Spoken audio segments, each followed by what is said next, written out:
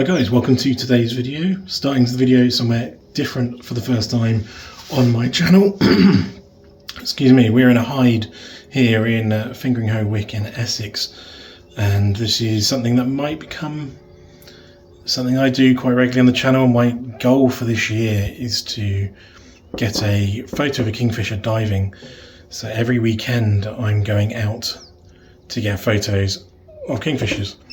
Now this is probably the worst weekend to try and go out, and I will show you why now. The whole of the lake is frozen, so there's no really anywhere for a kingfisher to dive, even if he wanted to. But I thought I would still show you what I'm planning to do. Also the kit I've brought with me today, because I did go through an overview of the kit that I plan to use most of this year. But there is a change today, just because you can see how bright it is. I have dusted off the R3, so that is here just for testing purposes to see what it is actually like when it's a bit brighter. I've got the adapter and then a 1.4 converter Mark II, and then my big 500mm with some camouflage on there, just to sort of hide it a little bit as it's stuck out on the hide here. To do this challenge for the year, I'm going to need some assistance from you guys. There's probably quite a few of you who are a little bit more used to taking photos of birds than I am. I'm more bigger animals, big cats, that sort of thing. So if there is any advice you can give me, please do leave some comments down below. What I'm going to do is, once I head out of here, I'm going to edit some of the photos that hopefully I have taken today, show you those, and then we'll have a chat when I'm back in the warmth and not the -2 where I am now. So let's hopefully head into some photos.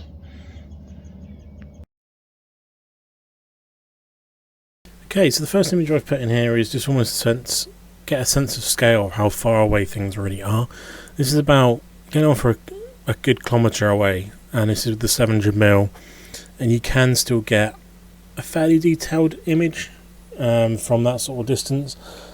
If you crop this in, you start to obviously lose a little bit of the details, being only a 24 megapixel camera. This is why sort of stuff like the 45 megapixels and the R5 kind of makes sense a little bit. But you can see it's still a good image, like sharpness wise, and a lot of colour and everything. It's just how far away things end up being. Even with the 700mm, that bird looks very small. But yeah, it's still, again, a very usable image. This image I quite liked. You got two birds in the one photo, foraging with a nice background that slightly disappears just because of how many sort of reeds there are, and going through with some nice bit of bokeh in the background as well, and just a very, very sharp image, and showing how capable the setup is and how well the Canon actually brings out these sort of autumny colours in a photo. And I just generally quite liked this image. And this was the fun image I've kind of put in here. This is my favourite image of the day that I kind of got, and this is just a bird sat on top of the reed, and the colours just shows you how well camouflaged these little birds are. It's obviously not the kingfisher I wanted, but it's still, I think, a very nice image sat on there. The details are absolutely brilliant. This has got a 1.4 converter and an EF to RF adapter on as well, and you're still getting really, really nice sharp imagery from the 500mm, and you just really can't complain when you're getting images like this. So that's some of the imagery I did get today. Obviously, unfortunately, I didn't get the kingfisher. I knew I wouldn't. As soon as I turned up and that lake was frozen, I knew there wasn't going to be no kingfisher shots today. But I still stayed there for a good 3-4 hours just to get photos and just to get my eye in, especially with the R3. As I say, it's not my go-to. As I've said in my last video, my 1DX Mark III will be the one I'm using most of the time, but because it was such a bright day, I wanted to test the autofocus system, see what it was going to be like. So I'm still getting my eye in using the R3. Now this is where I need your guys' help, because the image I want, and as I said at the start, is of a kingfisher diving. That is my target for 2025, is to get that image sharp. Just diving for now. If I get one of it's really close to the water, it's just breaking the water, amazing. But diving is what the goal is. So I hope it is a fairly achievable goal. When's the best time of the year to see them in the UK? I'm in Essex. Even if you're also from Essex, let me know where is good place to go.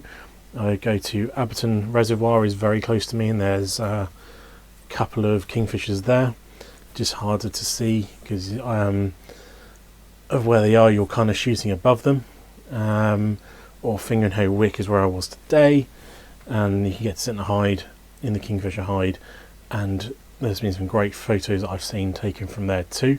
I have seen some there before, but I just didn't get a photo, so I know that is a reliable place to go. But also Abberton Reservoir, I see weekly photos there too. But if you're from around here, let me know.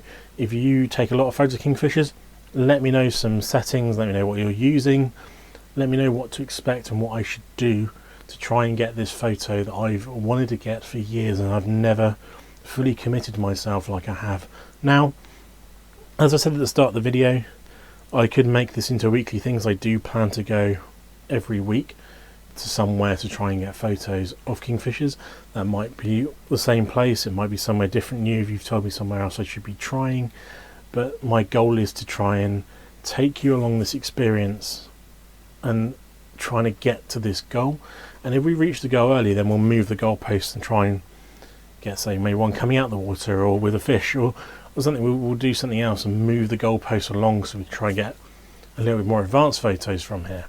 But if all your help is always appreciated. As always, thumbs up if you enjoyed the video. Please subscribe because we are gradually getting closer to the next milestone, and it's great to see us growing as a channel. So catch you in the next one. See you again soon. Goodbye.